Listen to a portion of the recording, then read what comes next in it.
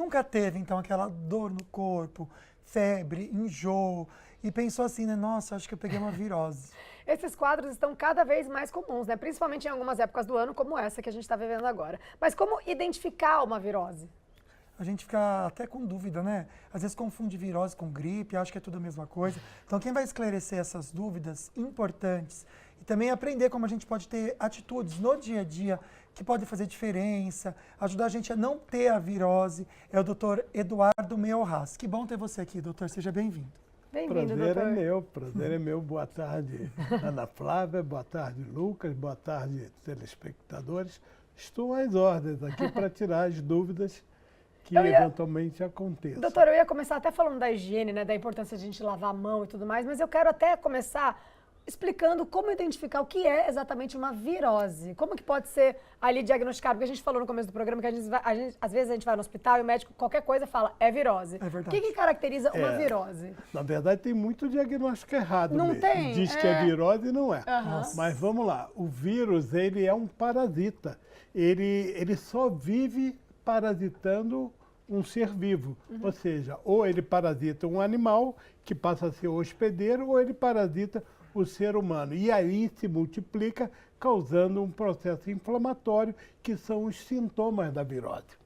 Tá certo. Então a gente já vai entrar nesse bloco aqui, até para trazer informação do que realmente é importante nesse assunto, como a gente pode reduzir a transmissão.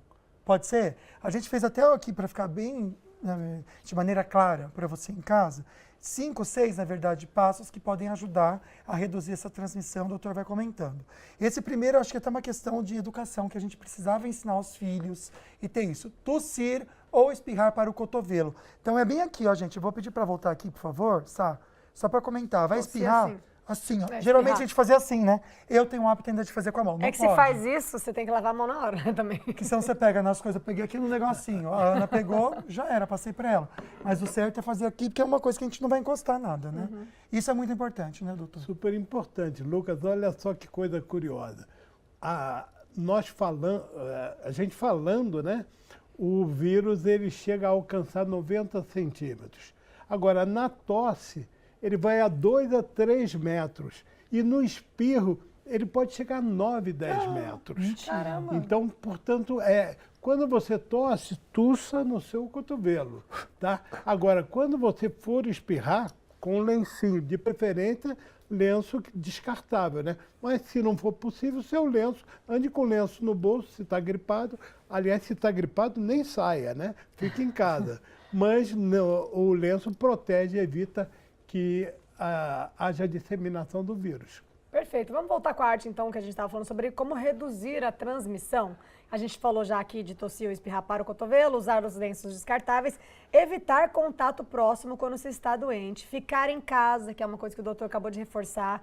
Então, isso é muito importante também, porque é isso que vai causando essa contaminação, né, doutor? Exatamente. O vírus, ele vai de um ser humano para outro e do animal para o ser humano. Imagina agora, nós temos o carnaval. Imagina a aglomeração. Sim. É impossível que não tenha alguém com virose num bloco de rua ou num baile de carnaval. Então aumenta sobremaneira a infestação e a disseminação das doenças. Pois é, né? E também falar para você ir de máscara no carnaval não vai dar muito certo, Não vai, né? porque o povo vai para beijar na boca e se contaminar mais ainda. Aí piora mais ainda. Aí fica difícil, né? Vamos trazer o destaque dos 2 últimos pontos, então, do que a gente pode fazer para evitar essa transmissão, tá certo? Abrir janelas regularmente, muitas vezes a gente está no lugar com ar-condicionado, aí fica difícil, mas é algo que a gente pode tentar fazer. E vacinação atualizada, doutor, quais vacinas que a gente pode trazer aqui de destaque? Nossa, é fundamental a vacinação. Tem que se vacinar. Veja bem, imagina o coronavírus. O que aconteceu no coronavírus? Que ainda existe, né, doutor? Exatamente. Sim, mas agora não tão letal quanto antes. Graças né? a Deus. Antes muita gente morreu. E o que acontecia? Tinha gente falando para não vacinar. Quer dizer, ao invés de se ouvir a ciência, se ouviram políticos que falavam simplesmente para não vacinar. E isso fez com que o coronavírus se prolongasse. Mas isso vale para tudo. Imagina que os índices de vacinação hoje de gripe na cidade, aqui ou mesmo na região, não chegam a 50% baixo, né? dos vacinados. Tem a vacina disponível. A dengue, por exemplo, ficou disponível para os jovens, ninguém foi vacinar.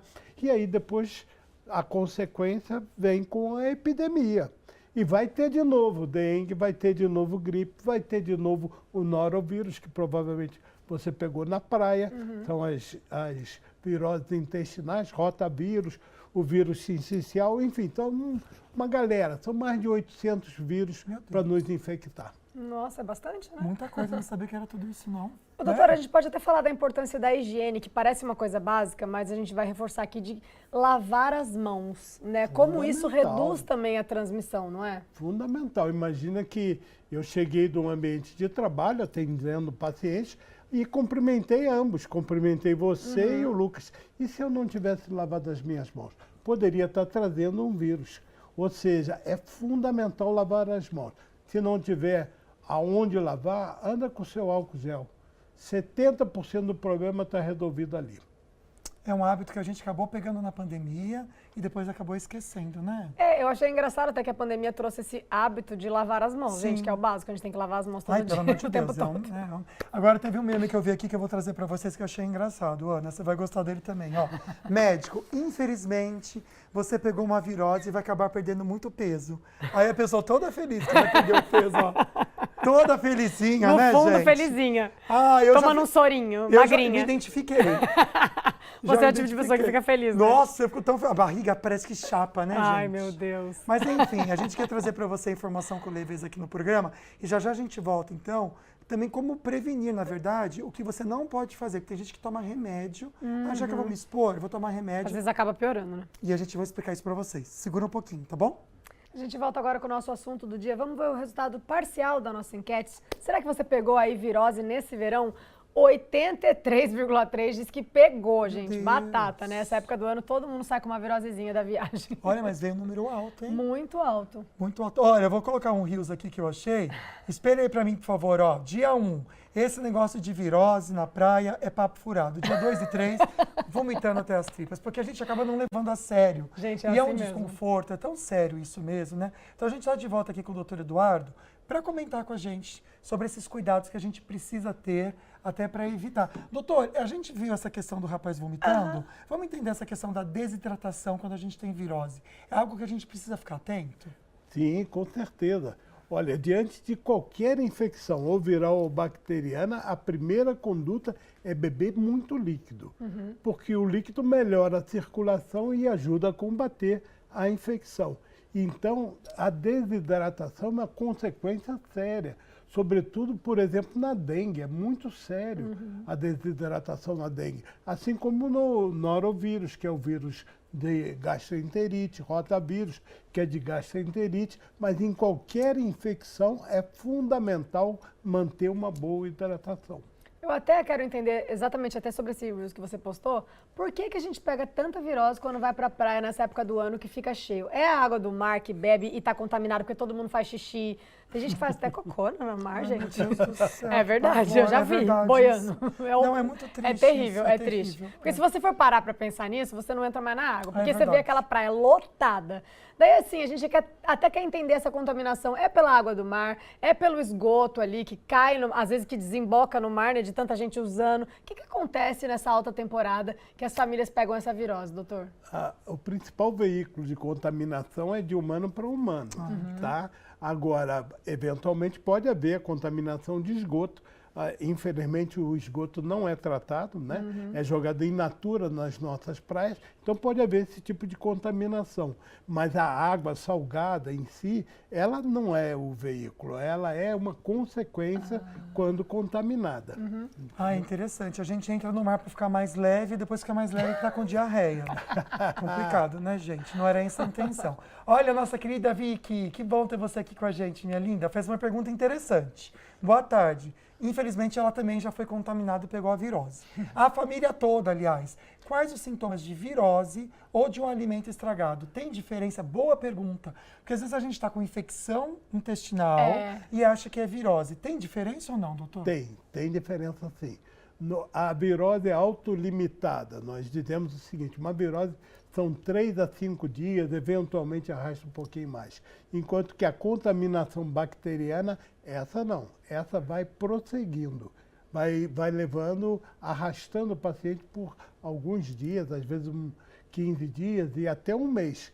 Então, portanto, essa é a principal diferença. Do ponto de vista da sintomatologia, não tem muita diferença. Ambas têm febre, ambas têm diarreia, ambas têm vômito. Mas a bacteriana costuma debilitar mais o paciente. Eu até ia perguntar isso, porque a gente vai no hospital, né? O senhor falou que tem o rotavírus, daí tem gastroenterite, e os sintomas são muito parecidos, né? E às vezes a gente tem o diagnóstico errado ali do clínico que está ali. Qual é a diferença entre... Como que a gente identifica isso aqui é um rotavírus? É por algum exame de sangue na hora ou não? Como é que a gente identifica qual que é desses vírus? É por exame sorológico, mas normalmente não é feito. Tá? Exatamente. Não é feito. Não é, uma eles dão o presunção. diagnóstico. Exato. É apenas uma presunção. Mas a história clínica diz muito. Então, se você me diz o seguinte, você apareceu com uma virose e daqui a pouco o Lucas apareceu, vocês trabalham juntos, então eu vou pensar em virose, não vou pensar em bactéria. Tá? Essa comunicação, essa transmissão interpessoal é mais do vírus. Tá? Esse é um parâmetro que a gente usa. Né? E também a questão do exame de sangue, que pode ser feito não para identificar o vírus, mas pelo sangue, pelo hemograma simples, nós vemos as alterações nas células. Então, quando altera muito linfócito, que é um tipo de célula, sugere vírus. Quando altera granulócito, sugere bactéria. Tem essa diferença. Muito legal. E normalmente saber. eles não pedem, né? Eles só Sim. deduzem. É verdade. A gente daqui a pouquinho fala de tratamento, tá? Porque para infecção intestinal eu já tomei antibiótico. Mas e para virose? O que a gente precisa tomar? Segura um pouquinho que a gente já volta com esse assunto e a sua participação também. Vamos voltar para o nosso assunto de hoje? Vamos ver o resultado final da nossa enquete. Será que mudou alguma coisa aí? Será que realmente muita gente pegou virose? Deu uma baixadinha. É verdade, deu. 60% diz que já pegou virose nesse verão, 40% diz que ainda não. Vamos lá falar de tratamento? Vamos. Pode ser? Pode mandar perguntinha, tá bom? Você que está participando, vovó, né, pai e mãe que tem criança também, que às vezes pega bastante, manda perguntinha, tá? Falar de tratamento, doutor, eu comentei sobre a questão da infecção intestinal, que quando eu tive que tomar antibiótico. Para infecção, tem que ser antibiótico? Antes de falar de virose. Sim, primeira coisa, hidratação. Primeira coisa. Depois, antibiótico. É necessário. E é também necessário recompor a flora intestinal. Então, é preciso tomar também um repositor de flora intestinal, um lactobacillus. Então, bacteriana é isso. Agora, eu estava vendo essa estatística aí, ela não considera os pacientes que não têm sintomas. Ou seja, tem a virose assintomática. Então, 60% pode crer que não são 60%. Entendi. É mais que É isso. mais. Entendeu? Mas em relação à bacteriana é isso. Quando é virose, a gente fala, não tem como tomar nada, né? Tem que liberar tudo do corpo também, tem que tomar um soro porque desidrata. O que se deve fazer? Porque muita gente se automedica, né, doutor? Isso pode piorar? Sim, mas a primeira coisa é vacinação. Tem que se vacinar. É a única maneira efetiva de garantir a sua integridade e a sua saúde. Mesmo que você venha a ter uma virose, você tomou vacina da gripe, teve gripe, mas menos grave. Com certeza ela vem atenuada. Né? Então a vacinação é a primeira coisa. Segunda coisa, uma boa alimentação. É fundamental uma boa alimentação, porque os anticorpos são feitos de proteínas. Então nós precisamos nos alimentar bem. Terceira coisa, hábitos higiênicos. Tem que cuidar, lavar as mãos, tem que manter cuidado com as louças, talheres, enfim, esses hábitos higiênicos. E por último, evitar ambientes fechados com muitas pessoas. Os ambientes têm que ser arejados e, o mais possível, evitar a aglomeração. Tudo isso que o senhor listou, na verdade, são formas de prevenir, né? Assim, mas quando a gente já está com a virose, já está lá, evacuando, sim. com diarreia, vomitando muito, se automedicar pode ser pior? Agrava o caso? Ou é só tomar um sorinho mesmo? Ana, existe não medicação. temos remédio para a virose. Não existe medicação para a virose. Tudo que se falou na pandemia não era verdade. Ivermectina não funciona, a hidroxicloroquina não funciona, o Anita não funciona. Eles têm outra finalidade, outra indicação. Então, não existe remédio para virose. exceto algumas poucas viroses, como, por exemplo, o herpes vírus tem, entendeu? Mas essas viroses comuns, as viroses intestinais e as viroses respiratórias, não existe um remédio específico para tratá-las. Nosso Então corpo você tem trata que- o conjunto.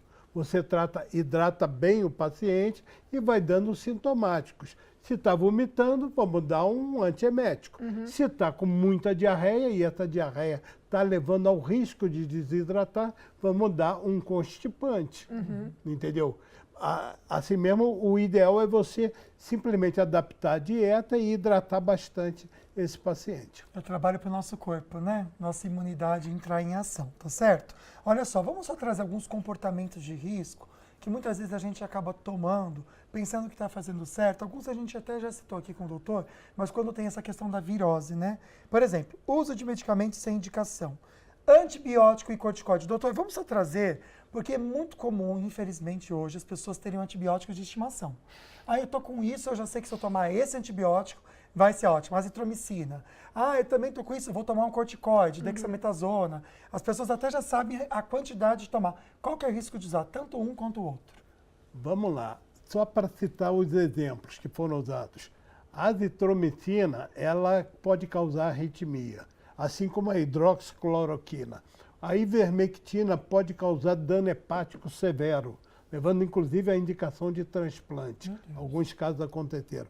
Enfim, não existe nenhum remédio específico para curar a virose. Isso, guardem na cabeça isso. Com relação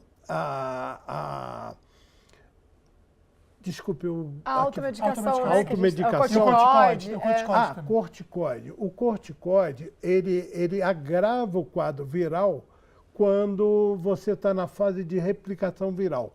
Os primeiros dias, o vírus está se multiplicando.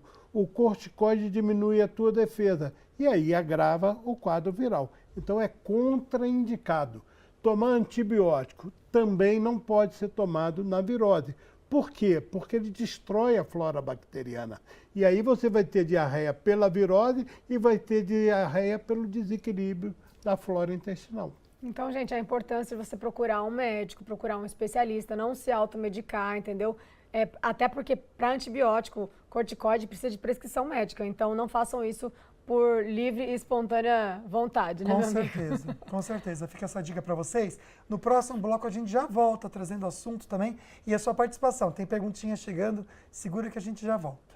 Olha só, algumas perguntinhas chegaram para o doutor Eduardo, a gente vai trazer aqui, e comentários também.